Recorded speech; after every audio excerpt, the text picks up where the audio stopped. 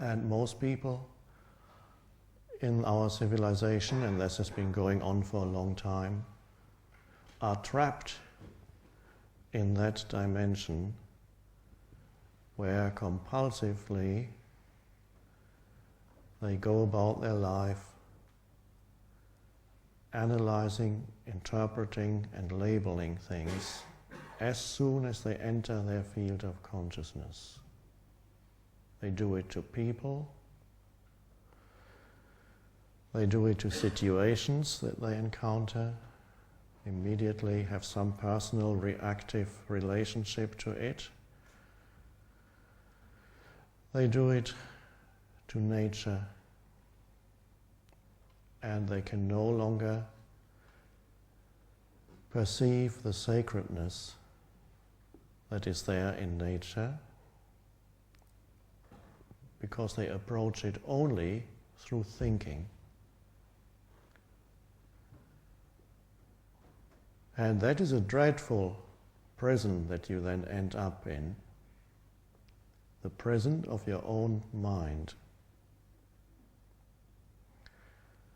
And then you approach your whole life only through that. And your whole life becomes reduced to a conceptual reality in the head, consisting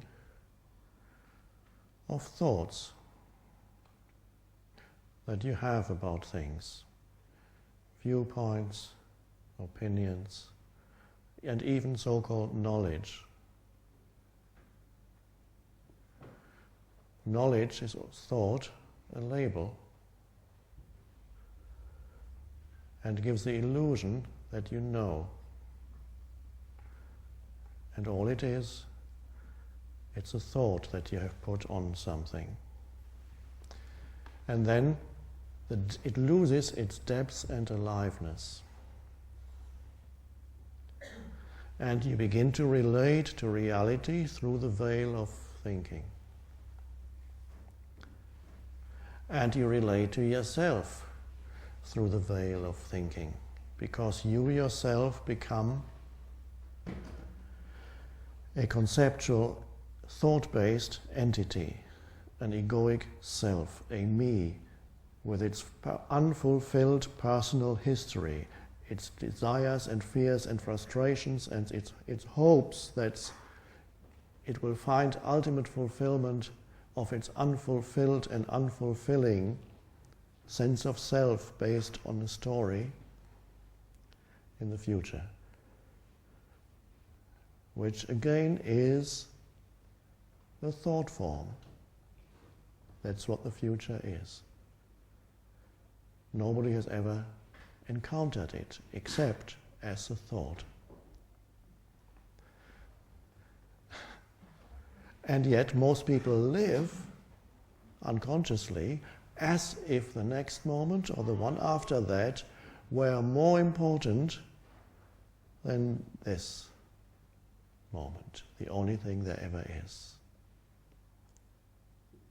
This one moment that you could never escape from, have never escaped from, will never escape from, that is inseparable from the life that you are, also inseparable from stillness, because the moment you enter the now with your attention, a stillness arises. The essence of the present moment, no matter how mad it may appear on the surface, is always stillness. It is also sacredness. The only place where the sacred dimension can be found is now. You have to be present to this moment. You have to wake up into this moment to realize that life is sacred. When you are lost in thought, sacred is meaningless. It could become another of the many concepts that you can play with. And you could write a PhD about it without ever having encountered it yourself. So this, the depth of now, is inseparable from your very being, your very life, and it is the sacred one life. And yes,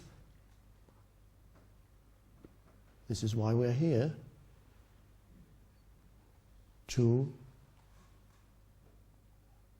deepen our awareness of that dimension. And the sacred is everywhere. If you become truly present, you would find the sacredness everywhere. It's easier here. In certain places that are called sacred, there is less of a density in the structures, the physical structures, the forms. There is a transparency almost to the forms. Something shines through the forms. And this is why we call those places sacred. But even here, there are some people who cannot sense that because they are not present enough when they walk in the garden. They are still in their head thinking about where they are going the day after tomorrow and the accumulation of problems, which are thought forms that are part of their sense of self. I have important problems to think about. And occasionally you get a glimpse, 3 seconds of presence, and you get a glimpse, and immediately there comes the movement of thought again. So some people cannot be present here. Most of you can, and those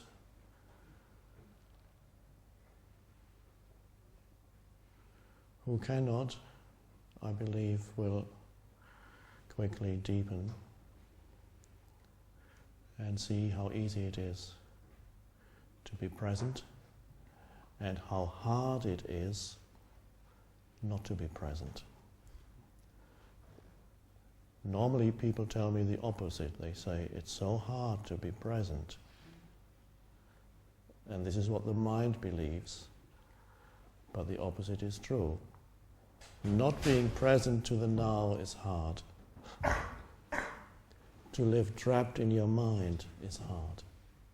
That makes living into something that is a struggle and an effort. And you never get there. You never make it because you live for the future, which is only a thought form. And this is another aspect of living trapped in thought, with your whole sense of self trapped in thought, hoping that at some point you will find yourself, complete yourself, or it's all going to work out in the end.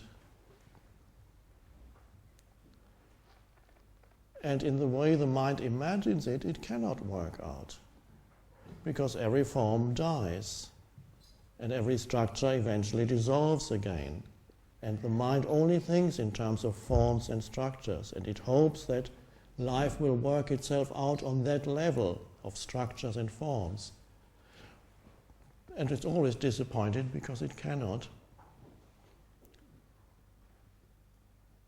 And the miracle is, it's already working out at this very moment. It's already as it should be at this moment.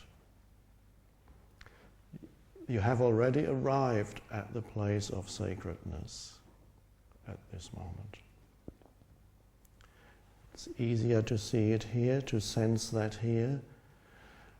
More difficult to feel that this moment is sacred when you find yourself at Piccadilly Circus or Times Square.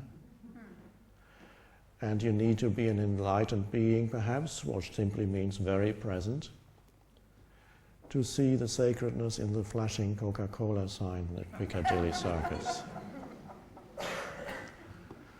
And you need to be a Buddha to see the sacredness in a prison camp. And if one says the prison camp also has the dimension of the sacred, if one says that prematurely, this will be misunderstood and really will not make sense unless you know within yourself that that which is beyond form, the one formless life, is indestructible.